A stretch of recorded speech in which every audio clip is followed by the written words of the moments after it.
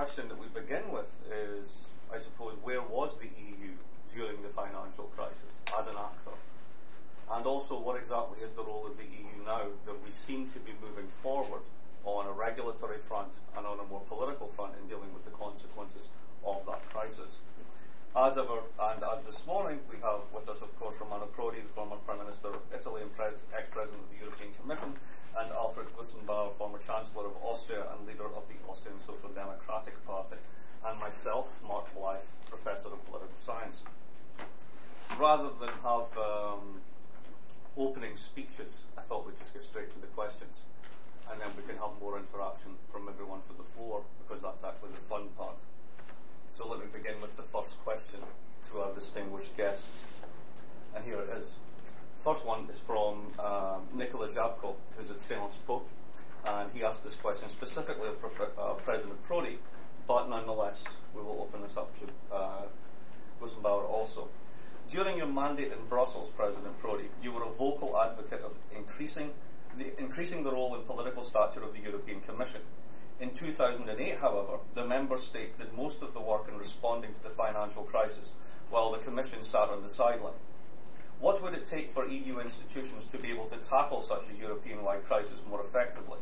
And do you think it is still realistic, in the current political context, to advocate such an increase in European EU competences?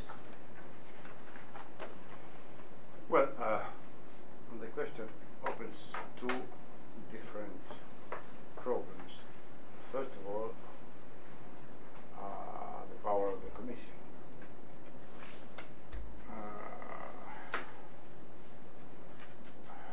Power of the Commission in the situation, the European situation is not so determinant because you know, the European rules are such that the main decision taken by the Council, in which the Member States take the decision. But clearly, the problem is if the Commission is able and willing to fight for power, when you have new institutions, the real case is first of all, well, which are the real powers you have. Second, how you use the small or big power in the political life, in the struggle. I was in perpetual struggle with the council many times. I had an idea of Europe in which the communitarian aspects would have increased so much, and because we are in a, let's say, in a seminar of people who want to understand in the details. I should have liked to have the second mandate, but I was absolutely sure to have the lead, because there were different concepts of the role of the Commission, and I was sure that I could never have the vote of the United Kingdom. So now I find a more peaceful arena in which the adaptation with the two power is more quiet, there is less tension, less problem, and so my answer to the second part of the question is, I don't think that there will be substantial change in the foreseeable future in the power, and substantial change beyond the Lisbon Treaty in the possibility of the Commission of bringing new policy in action. This is what I think. Thank you. Well, I think it's a fair assessment to say that the now outgoing Commission under the presidency of Mr. Barroso was, of course, a Commission that did not really challenge the power of the member Commission that in some of the cases subordinated itself to the will of the member states. But he could be reappointed. This is maybe the reason why he was. And if you allow me, I think this is also part of the political concept. I mean, I would say that if you want to embark on a progressive agenda for Europe, you would be in favor of strengthening the European institutions of integration, which means that the European executive, which in this case is the European Commission, should take over powers and competences that cannot be fulfilled by the national level anymore in a sufficient way. If you are the advocate of a neoliberal concept, which is connected with a retreat of political decision from the economic process, then you would favor a situation where you have a weaker Commission, where you have weakened national competences, and where the decision-making process is more transferred to the financial markets, to the banks, and to, let's say, non-political actors in the economy. And therefore the Barroso Commission, which will be renominated again now, is the expression of a certain perception of how Europe should act.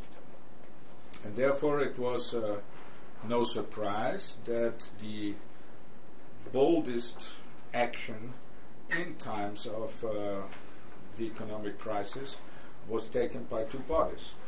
The first one, and the most eminent one, of course, is the European Central Bank, who decided upon additional liquidity for the European markets, not only for the first time euro liquidity, but via the agreements with the Federal Reserve Bank, also dollar liquidity, and via agreements with the Swiss National Bank, also Swiss franc liquidity, which was, of course, necessary due to the fact that we had a lot of foreign currency loans, especially in Central and Eastern Europe, mainly foreign currency loans in Swiss francs, so there was the necessity to provide this liquidity too.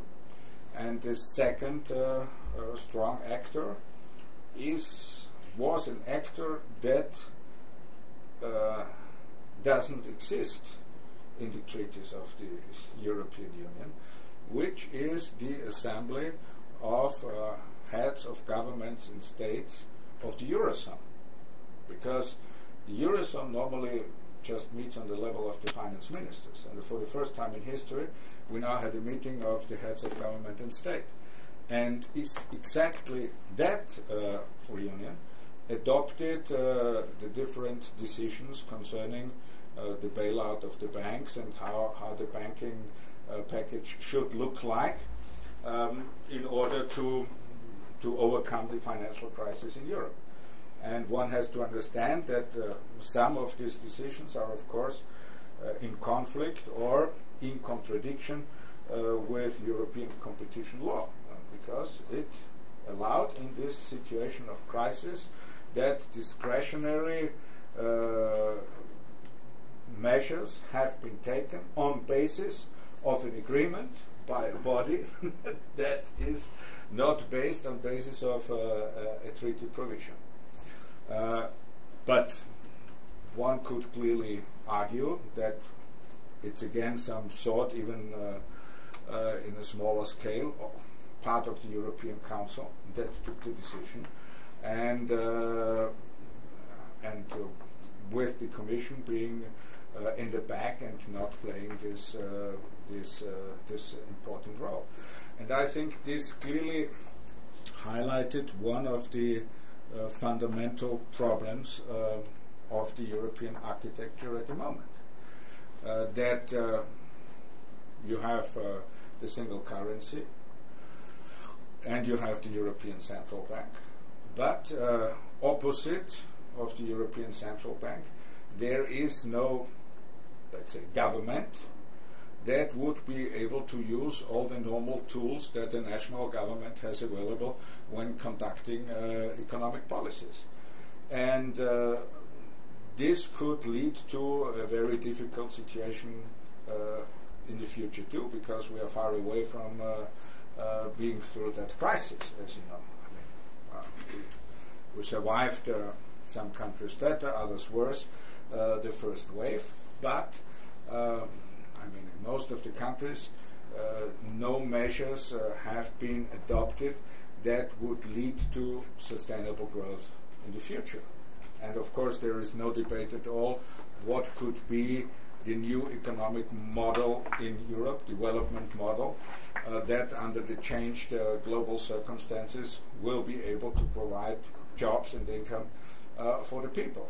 But what was done mainly is that the European stimulus packages were focusing on the bailout of the banks, of course. Secondly, were mainly focusing on the automatic stabilizers, which means that all our expenses for unemployment benefits, etc., were increasing. And in some of the countries, discretionary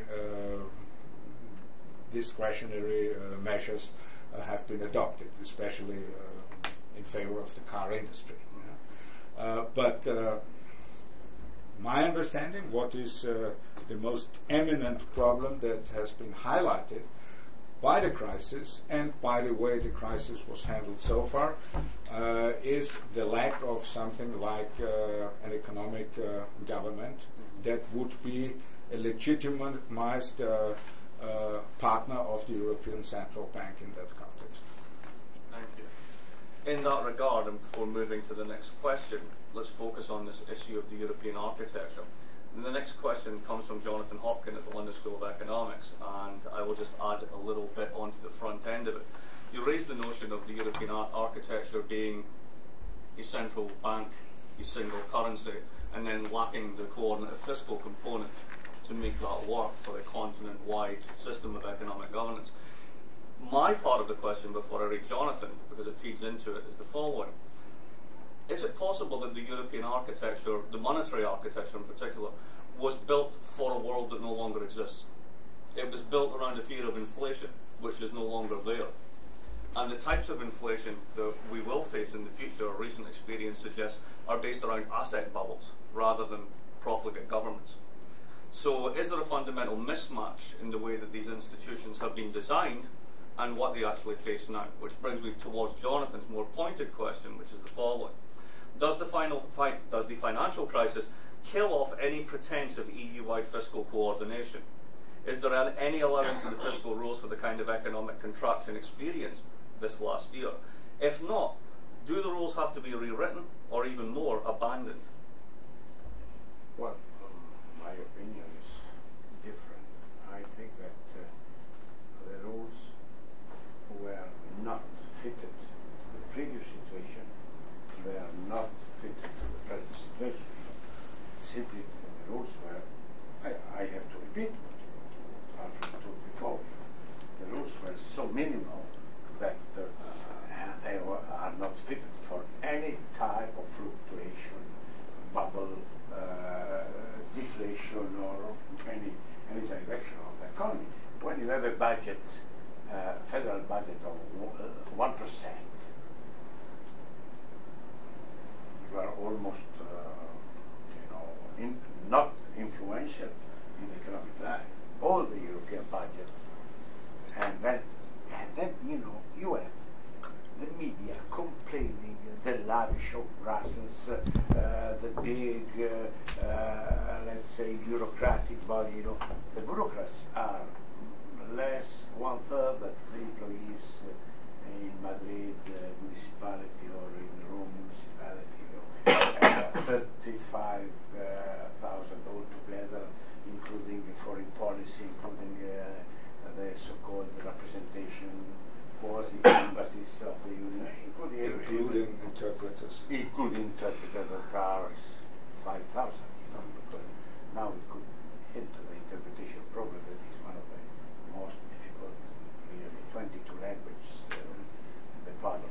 Anyway, and so when I tried, in 2004, 2005, I had, my task was to make the proposal for the 7-year budget 2007-2014. My proposal was to bring the budget from 1, in my last year I spent 0.96%. So 0. I didn't have to 1%, it was very tough. I proposed to bring it to 114%. No way. So when you have this type of situation, I don't care if it is fitted for the bubble or deflationary time, because it is not fitted for any time. So let's say what Alfred told before, that you have a central bank is working, the European Central Bank, and the decision have consequences. These are decisions accountable, and they were very reluctant in changing the reference to the rate of interest in other time. Cost of the money for a long time. There were different policies, interest of the government policy. So they work really as a central bank, but even in this field there is no control on the national banks from the central body. There was proposals, some non-mandatory decision, and so even the European Central Bank has limits, but in terms of the cost of the money, it has consequence. Then you have the Commission with the limits that we had, and so you have an empty space. So there is no, for example, there is no possibility of intervention in any emergency situation. When I was explaining to my students this, I was telling, look, if by chance you have an earthquake in Luxembourg, you know that is impossible because it's not an earthquake area, you don't know what to do. Even if there is a let's say, a tragedy in a country in which nobody has the responsibility for that, you have no possibility of intervention. When we have many taken back the old Delors proposal of Eurobonds, that is the first step for a cooperation. That's a Eurobond, they say bonds at the European level in order to make, let's say, international type investments, Euro infrastructure, so on and so on and so on.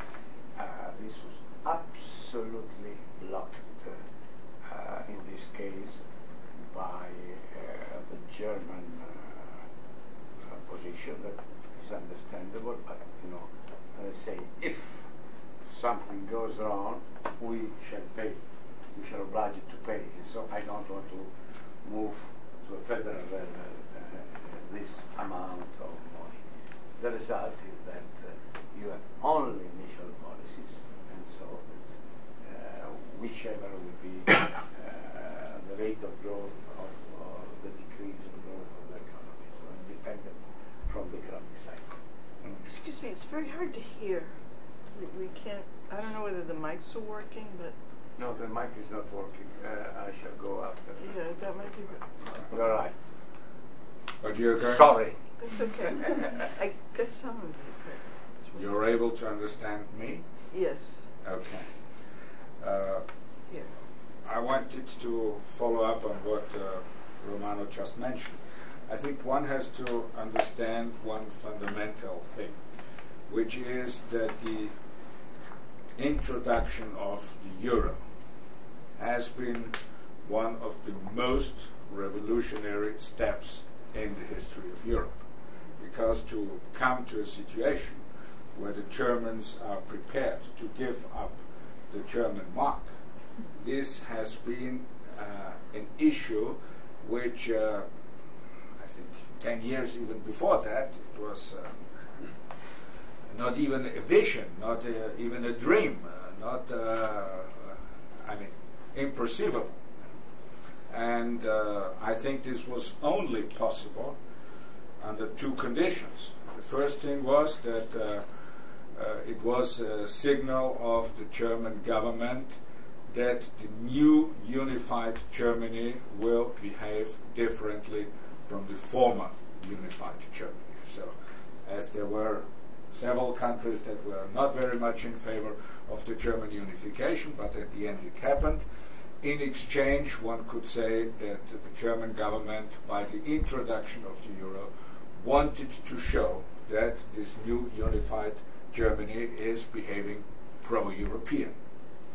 The second thing is, and this was one of the main conditions, that the euro should be the same than the German mark. You only call it euro. And therefore, all the characteristics of the German mark were implemented in the treaty that was founding the euro. And everybody knows that the German mark was a very stable currency, so stability was the most eminent criteria for the new currency. And this led to the Maastricht criteria that we all know, in connection with an independent central bank, where the Germans said the European Central Bank has to be the same than the German National Bank. So only have a different name, but fulfill the same criteria and play the same role. Only under those conditions it was possible to get the euro, which of course is a misconception, because in Germany you had the German mark and you had the German National Bank, but still you had a German government that was able to exercise the tools of economic policy. While when transferring that on European level, you then had the euro, you had a European Central Bank, but you didn't have an a government that could exercise all the possibilities that you have in economic policy. So this, from the very beginning, was the main problem of the euro. The second thing is that, as Romano mentioned, there are no provisions for, let's say, catastrophes or unexpected events, like the one that we are that we are experiencing right now. So what happens? We now experience that, for instance, some of the member countries are reaching levels of indebtedness of unprecedented levels. And to a certain extent, of course, the financial markets are reacting to that. So the spreads for some of the countries are increasing enormously, so it becomes very, very expensive for some of the member states to get the money. And, of course, the question of national default is not regulated. We all embark from the conviction that the European Union will not allow that one of its member states is going to be default. But provisions in the treaty are not foreseen for such a case. And I think so far it was quite easy to handle the situation. If you have a problem in Hungary, you do it together with the International Monetary Fund. Okay, you have a problem in Latvia, you do it together with the International Monetary Fund. But what will be the case if we are talking about economies of a more significant size in Europe? Let's say if a country that has not 10 million inhabitants, but 30 or 50 or 60 million inhabitants is coming close to such a situation where under the present provisions, first, there are no provisions in the treaty, and second, it then becomes also a problem of the size of financial involvement that has to be connected with that. And this is only one example where our provisions are not sufficient for the crisis that we are in today. Coming back to the question, well, I think that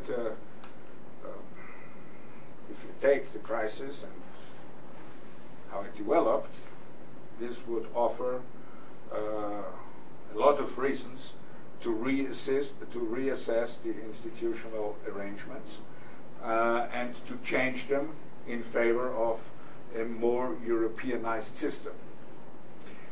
If you ask me if this is realistic nowadays, I have to tell you, not yet. So, I do not want to be cynical, but most think that we are already through the crisis, or almost through the crisis. I do not share this analysis, but this is the general assessment. And it happens something what people like most, that they survive without doing fundamental changes. May I make an addition? That worries me a lot. In the last years, the European economies have differentiated themselves enormously. Nobody is analyzing this, but I'm doing it because by education I am an industrial economist. But if you take down industry in Europe, is being concentrated in very few countries. To be concrete, in Germany, the added value, the percentage of added value of manufacturing industry on GNP is 29,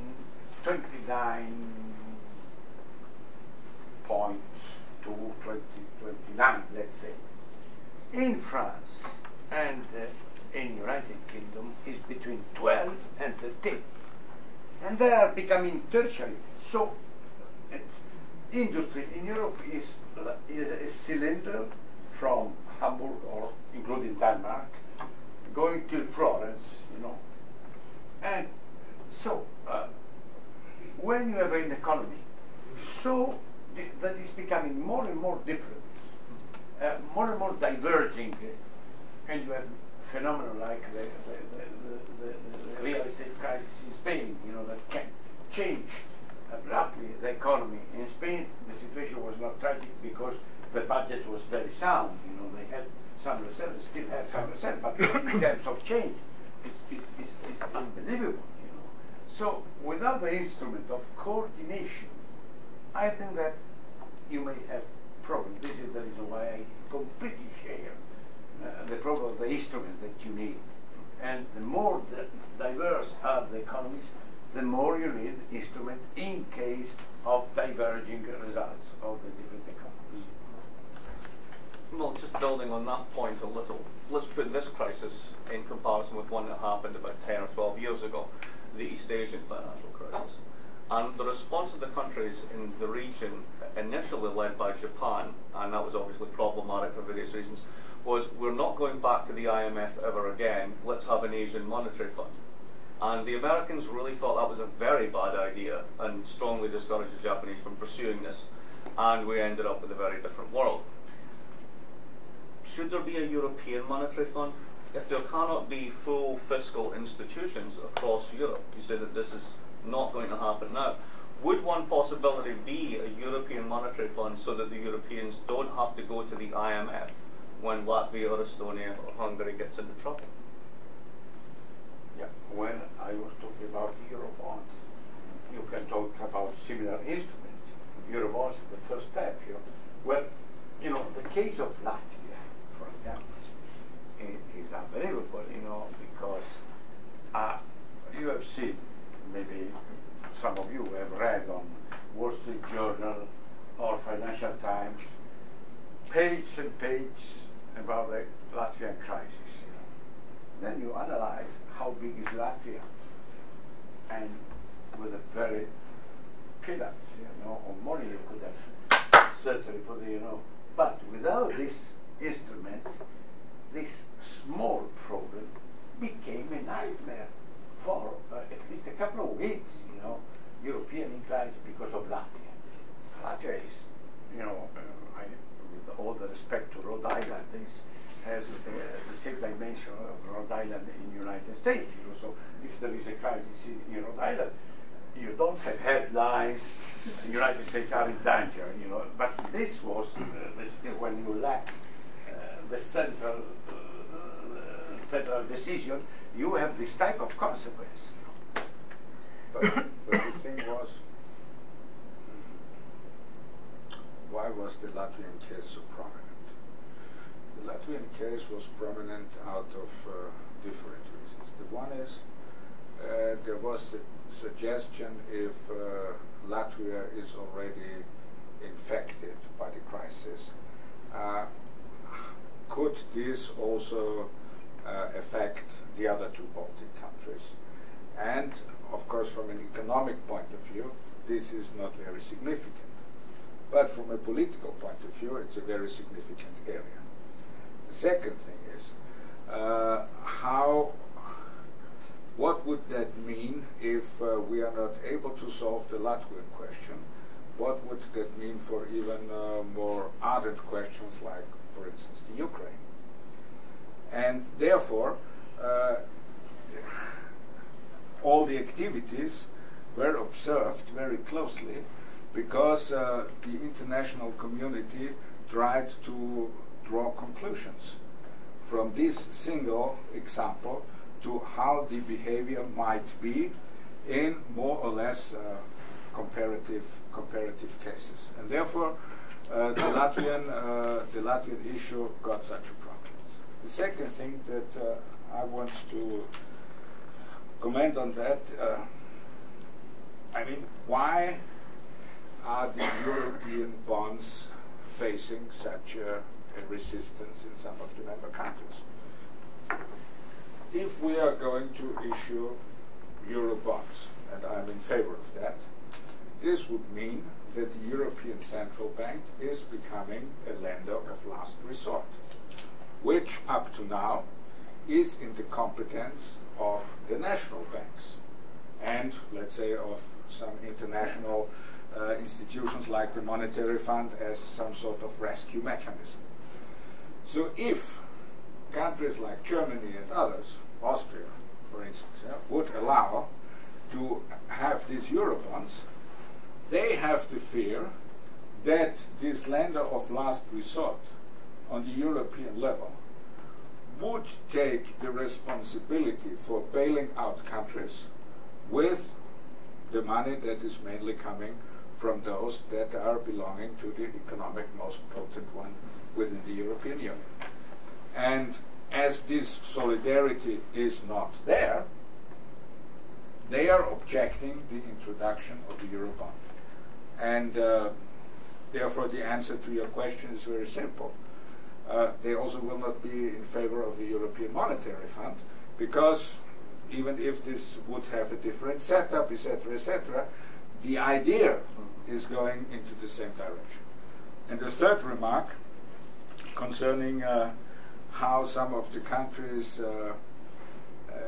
were affected by the crisis, I want to underline that with the acceptance of Spain, which is an example of its own, because it has been an economy with a very sound budget, with a rather high growth rate that was mainly nourished by the real estate sector and by an enormous domestic consumption. And by the way, as we all know, Spain has the second largest current accounts deficit per capita after the United States of America. So, and a very, very low productivity race.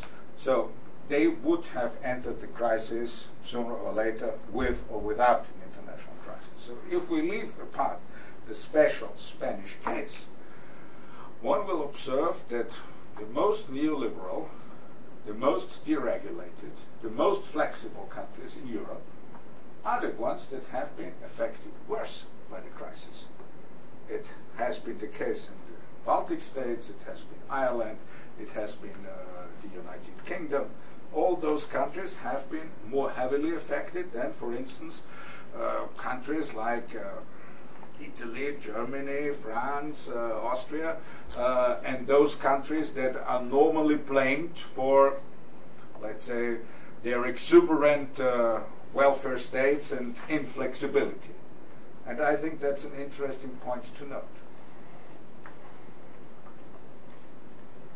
Apropos that, a question from Vicky Birchfield from Georgia Institute of Technology, who's with us today. The global financial crisis has reignited debates about the future of capitalism and the various national approaches to political economic organisation of society in the face of increasing globalisation. As many of these discussions revolve around the distinctions between European and American systems, how would you evaluate the relative strengths and weaknesses of these systems in the context of the crisis? Amplify the points that you just made.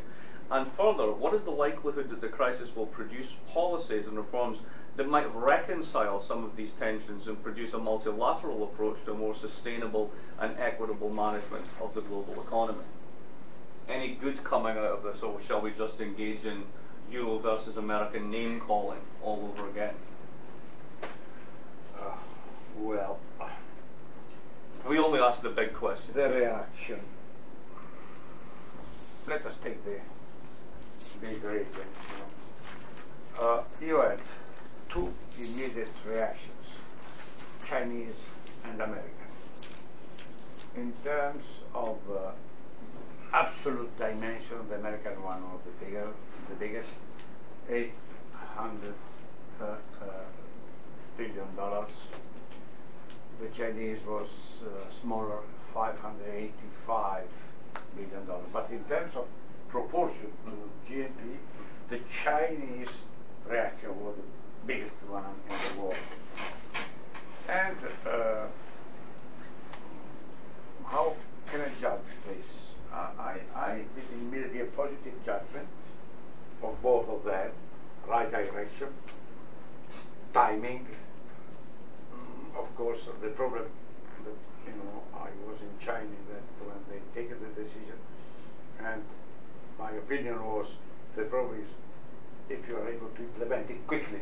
But the decision was the right decision with a great historical challenge to, let's say, give money to the consumers, increase the welfare state, especially the health system, give some long-range, let's say, perspective to some of the poorest area, so to change also the propensity to consumption. If you have a health system in theory, this is the economic theory, but it works. If you have a good health system and some pension, you are obliged to save less and you can consume more. If you have no insurance, no pension, you are obliged to save, for if you are wise, So it's my judgment is that this big system is taking the right, and the results are that the only area in the world in which I can say honestly that the crisis is over is Asia and mainly China. This is my opinion. In the other parts, the situation is more debatable. But I think that the Obama decision of the $800 billion was absolutely necessary to avoid a collapse of an economy that was really in difficult disarray, with unemployment growing, real estate going down. So these measures, they have at least calmed down the economy. This is the beginning of the recovery, of the world recovery. My opinion is clear. I think we are on the bottom, so we shall not go down again. But this bottom, I don't know how long is it. Maybe really done. On the European side, the decisions were absolutely different country by country. In some cases, for very understandable reasons, because in Spain, as Alfred told, you have a good public budget, a terrible economic situation, and you transfer money without damage. In Italy, where the deficit is enormous, in my time it was 1.14, 114% of the yearly GDP. So it's a very big amount of money. The room of maneuver is, of course, very small. So I'm not surprised that countries like Italy, they couldn't take substantial economic decision in this situation because there was no room of maneuver. In other countries, the decision was different, government by government. In France, they have made interventions, especially in the productive sectors, typically of risk 14, the French tradition, immediately. In Germany, they were reluctant to take decisions. At the European level, no substantial decision has been taken. So this is why the European situation is different. It's because of the reason we explained before. And so, to answer the question, in this situation there were probably no different possibilities, that to let to the different government to take the different decisions depending upon their political majority. But it's really interesting that what Alfred told concerning the automatic stabilizers and the welfare state, because this was important in when you have a very quick increase of unemployment, as you had in some country, you have such a buffer, with, of course, consequence on productivity that will be hard to judge. In Germany, for example, you have you have a strong decrease of production because it's an export country, and you have not a big increase in unemployment. But what does this mean? This means a lowering of productivity. So for the future, there are problems and question marks.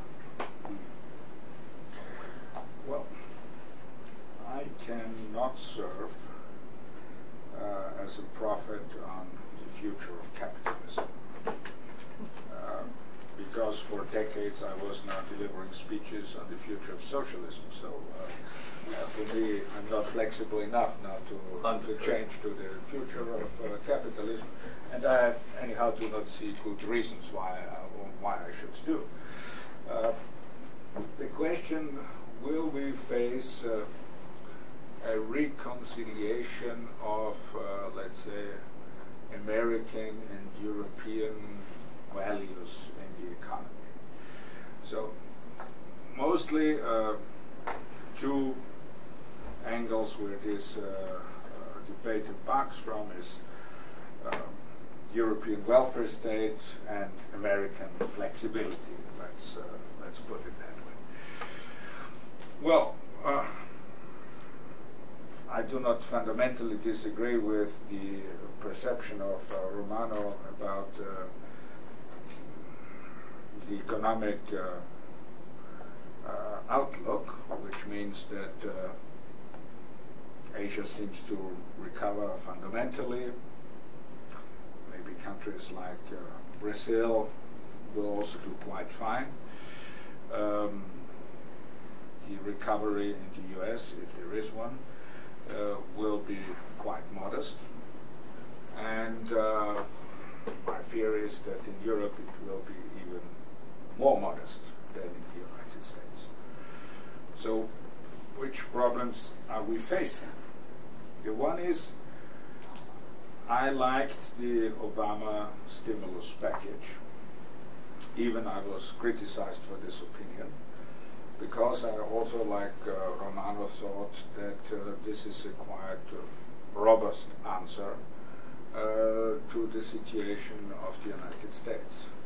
On the other hand, I had to learn that those elements of the stimulus package that I liked very much and that I think are very useful, which are investments in infrastructure, in renewable energy, in health and in education, are quite limited in size compared with the money that has been made available for rescuing the financial sector.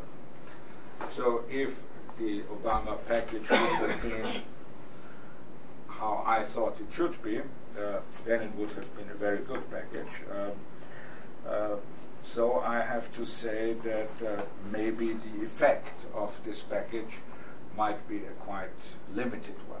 So I'm not sure if the Christmas sales and the beginning of the year really will indicate the recovery. So I have my question marks. May I make an addition on the future of capitalism? I have been struck by one fact. Till last March and last February, newspaper, intellectual debates, they were full of a new ethical content. We have to change since March. Now the debate is business as usual. If they could analyze, if you analyze what you read, I say, but I am in a different world. What happened? Simply because the fear was so deep of having a collapse in 1929 that all the moral issues were coming out. Now you have some debate about the big bankers pay, but the big bankers pay. Even Obama, he has fired only the poor wagoner, but not the bankers.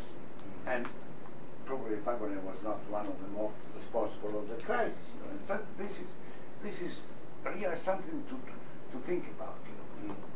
We were inclined to renovate, to open a debate on the renovation on capitalism only when the boat was sinking. Then the game is over, business as usual. Concerning your problem on you are right, a lot of money has gone to the bailout of the system.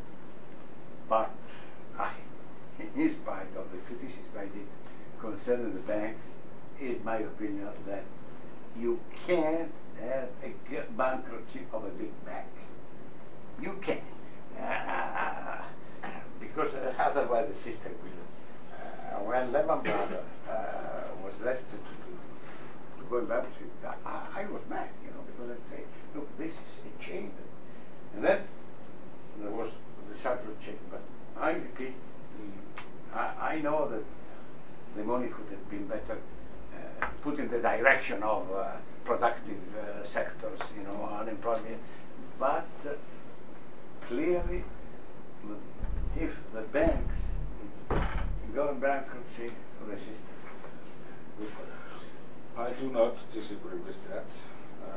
I also think that this is important to save the banks, but this would have included the Lehman Brothers too.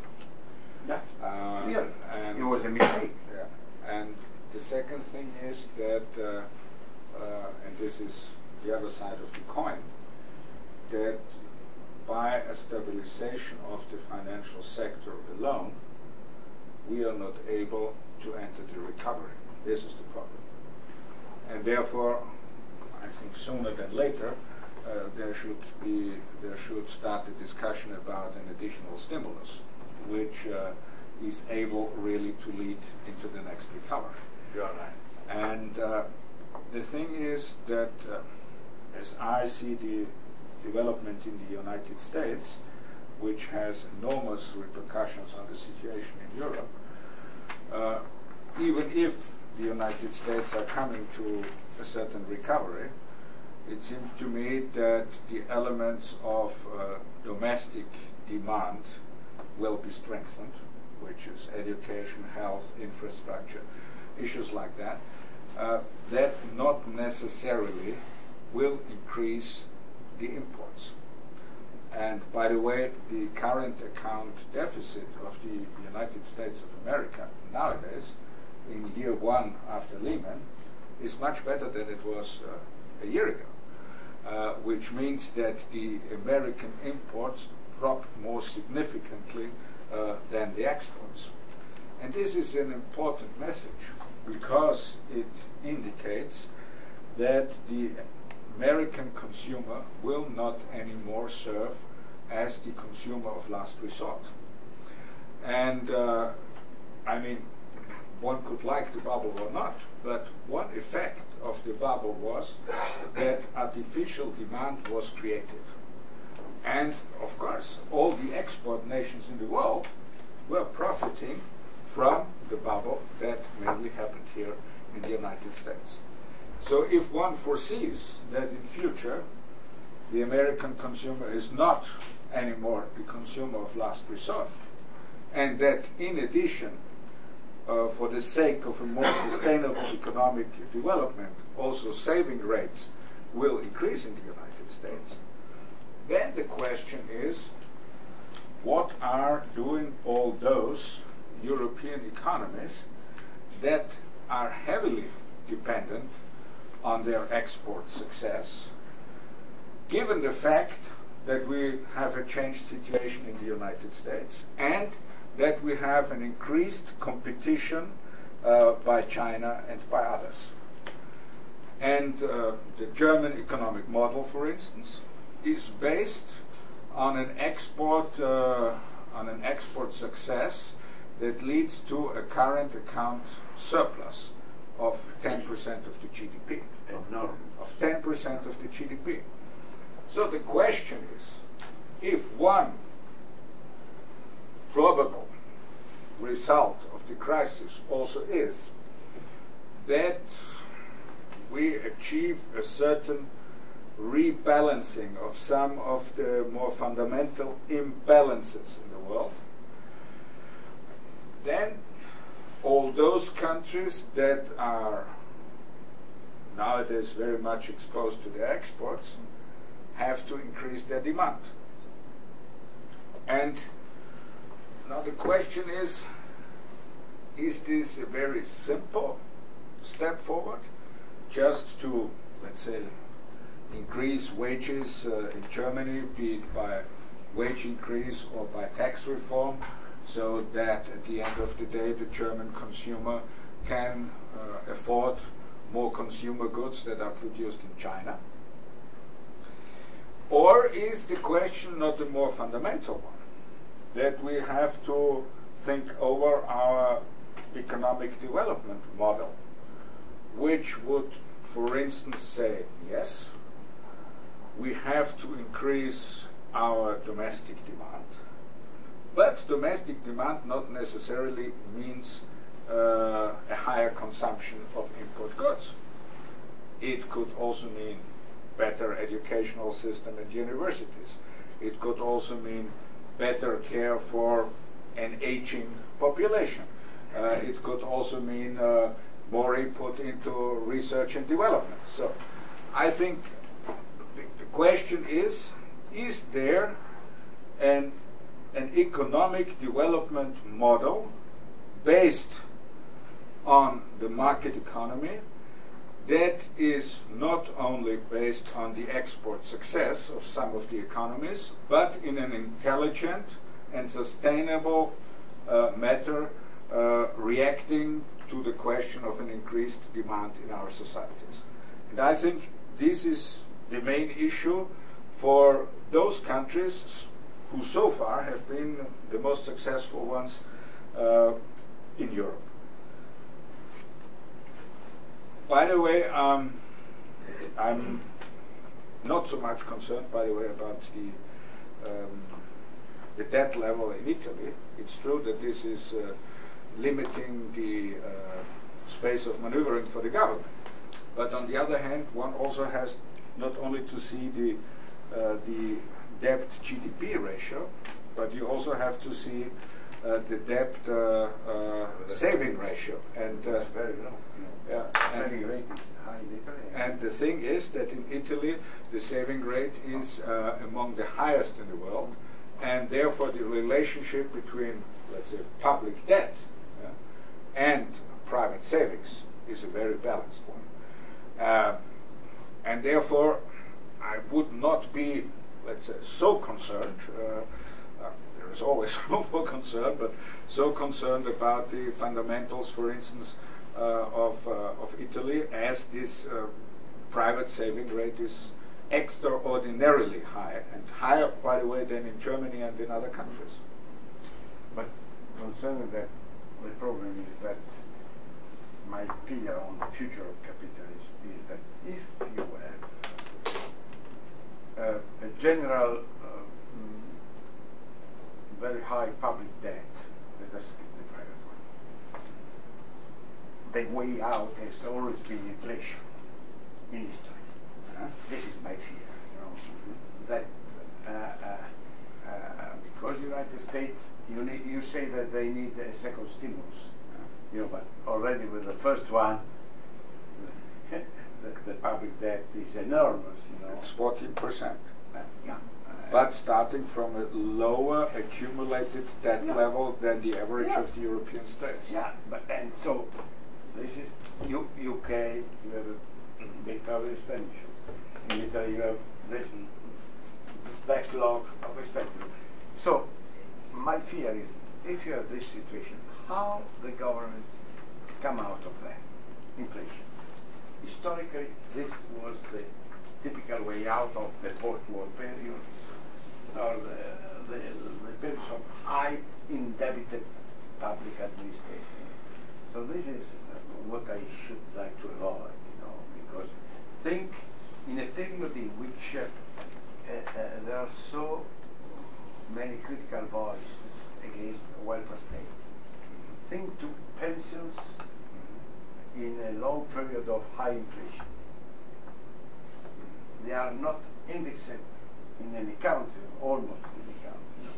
So you will have an increase of inequality that is already increasing in almost all the OECD countries, and this will make some difference. This is my view. I think there are legitimate grounds for that fear. And normally you only have four possibilities. One is inflation, okay? The other one is cutting the public expenses. The third one is increasing the public incomes. And the fourth, of course, is currency reform. These are the four options that are available. And of course, there is a first, a very high rate of growth. which we excluded now on basis of the outlooks that we know. But I think I would not exclude the question of a currency reform at the moment, when I observe the development, for instance, of the US dollar, and when I follow the discussions that are taking place in China nowadays. So, I'm not a prophet on that, but I only wanted to portray what are the possibilities. Before we open it up to the floor, just one quick thing to unite these 2 points, perhaps, that were on the table. Banks are too big to fail, generally speaking. If that's true across all countries' banking systems are too big to bail. There isn't enough public money to repeatedly go back and bail out these systems. You're facing a question of ultimately of insolvency. On the other hand, if we keep bailing them out, what Alfred has been pointing to, very useful and productive government expenditure isn't connected to this banking system. Because you bail them out, but you don't increase interbank lending, you don't actually get investment going back into the real economy, etc., etc. So it seems that European governments would be between the proverbial rock and the hard place. They have to bail out the banks, but the banks do not have to lend to the productive economy to get the outcomes that the government wants. Is there perhaps a role for the EU as, let's say, a very aggressive regulator of the European banking system to make sure that such productive linkages actually are made? The problem is that I'm not a great friend of regulation because it always will be too limited. But I'm in favor of, let's say, agreeing on some fundamental principles where then there could be exercised a pluralism of setups. So for instance, I think it is useful if in the long term the leverage is reduced. If we're reducing the leverage immediately, the adverse effects would be quite high, because if I'm looking to my neighborhood, which I'm mostly concerned with, which is Central Eastern and Southeastern Europe, I mean, the growth there is directly connected with the credit volume that is available, because growth is not taking place there out of the saving pockets of the people. So it's the return to growth in this area is directly connected with the credit volume that is available. So I do not advocate a radical decrease in the leverage. In a let's say agreed manner, long term, I'm in favor, of course, in order to reduce the risks of the system. The second thing is we have in Europe, concerning different industries, competition rules. And despite all these competition rules, we have banks of an enormous size in Europe and also outside. So these competition rules were not able to avoid the existence of major banks that are in a situation where you say they are too big to fail. But what I think is, I of course favor personally a more conservative banking system, because I think that banks have an enormous importance for the entire circulation and for the entire economy.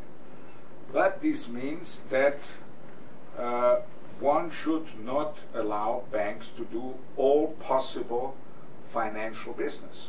So there should be financial businesses that are done by different actors, but not by banks, for instance.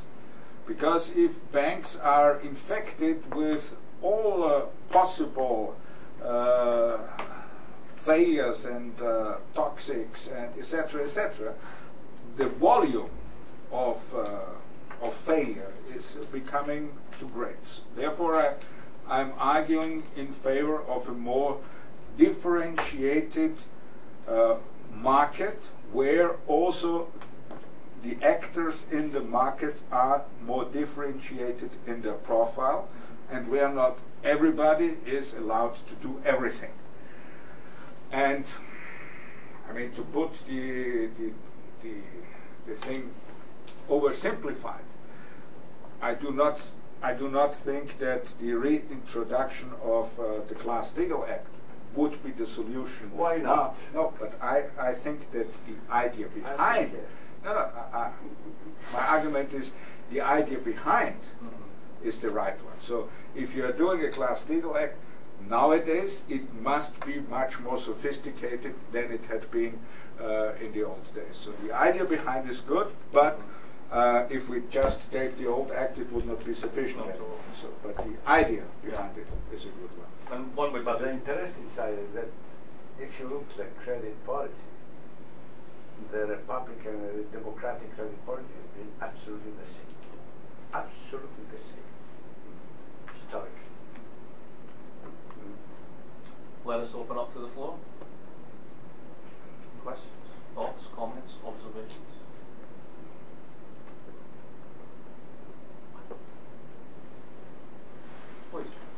mentioned the idea of the dollar being perhaps reconstituted somehow. What are some of the ways that you see that happening? Of the Dollar. Could you repeat it again a bit louder, please? In some of your comments earlier, you mentioned various ways out of the dilemmas we face, one of which was the reconstitution of the currency. And and you made reference to some things going on in China and other places. And I wondered if you could elaborate on some of the possible avenues that would take.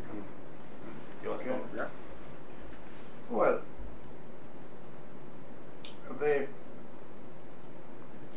dollar domination was, put not in question, but in discussion, let's say, since many years. And when the euro was born, there was in some way the hidden idea of having two big currencies. And I do remember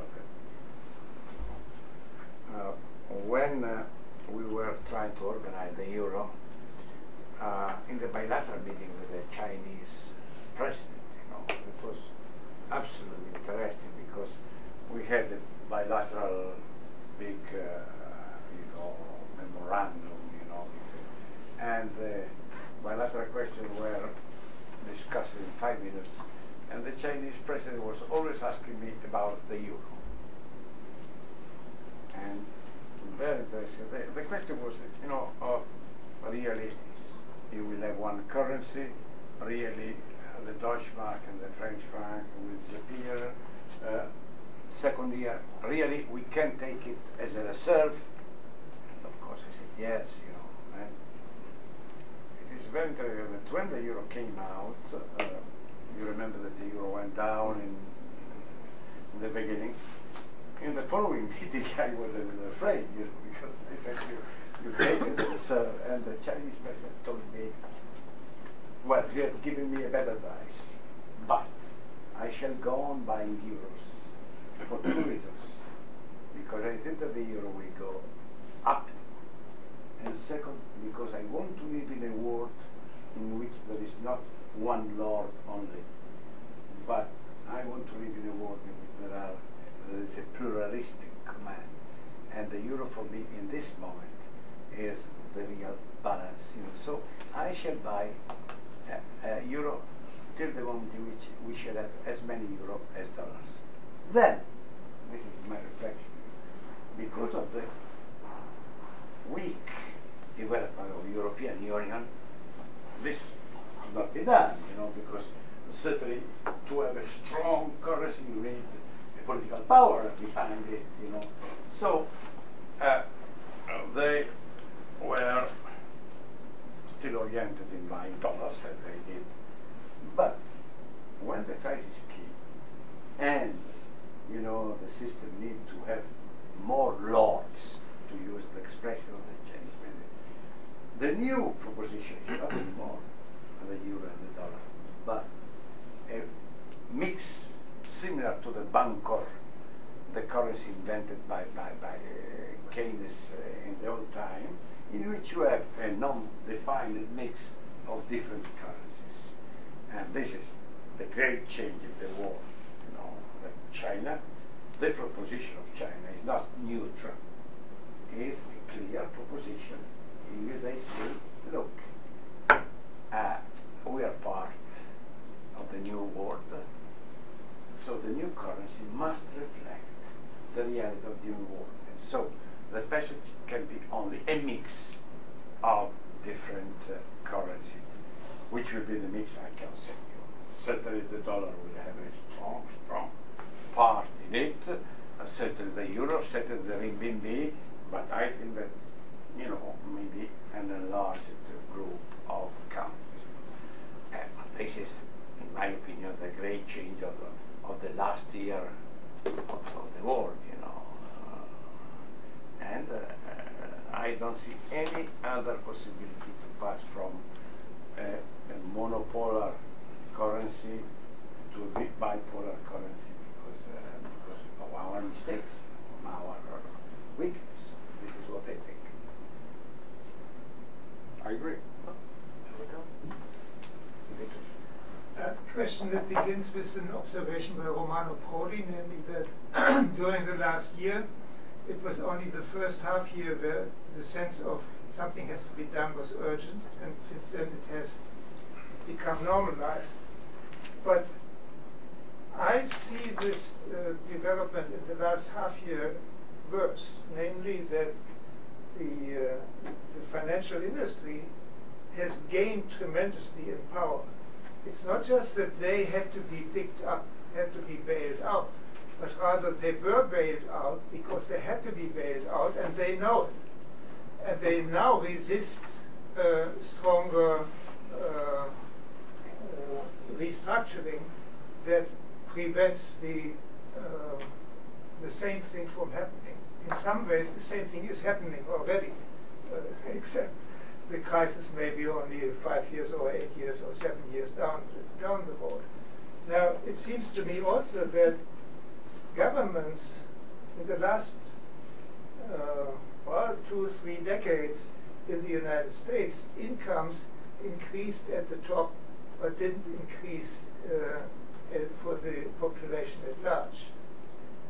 That's often observed. But their income increase too is in the state budget, in the government budget. Because those guys who, the top 10% or 1% or etc., they pay high taxes too.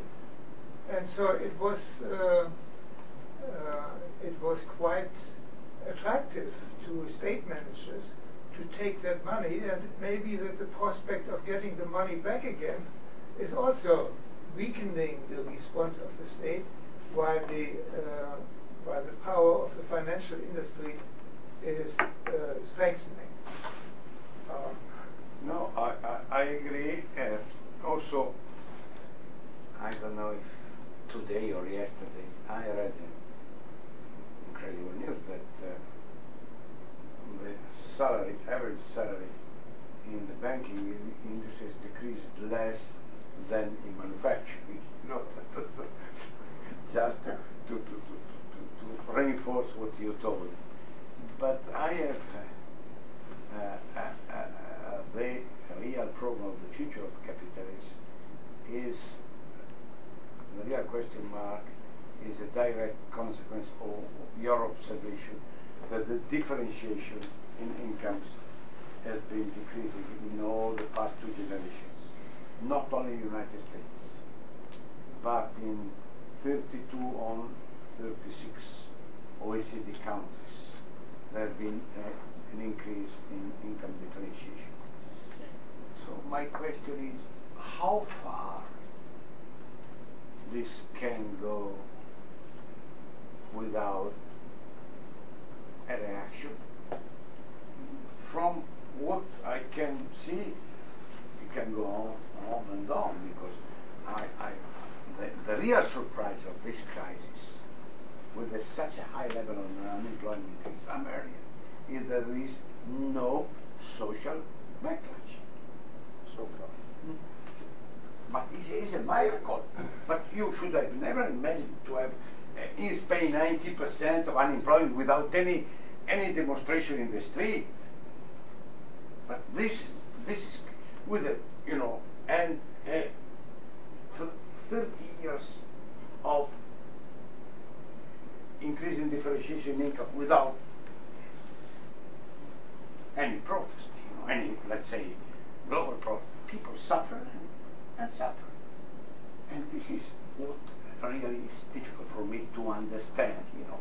When you consider the future of capitalism, my question mark is how big differentiation are embodied without you know, a burning up of the product. This is the question that we should try to understand and to analyze. But I have no answer. I have no answer to your question. Well, I think it's true that income disparities within the OECD member countries were increasing. That's for sure. But at the same time, one has to understand that the general wealth creation in the OECD countries has been enormous too. which means that even if the disparities have increased, many people did not have the impression that those that are getting richer at their expense, because the general standard of living in most of the countries was increasing. The question is, from a political point of view, when it is enough and when that might change. And I do not believe in the classical form of, let's say, the class riots of the 19th century. I think we have to see phenomena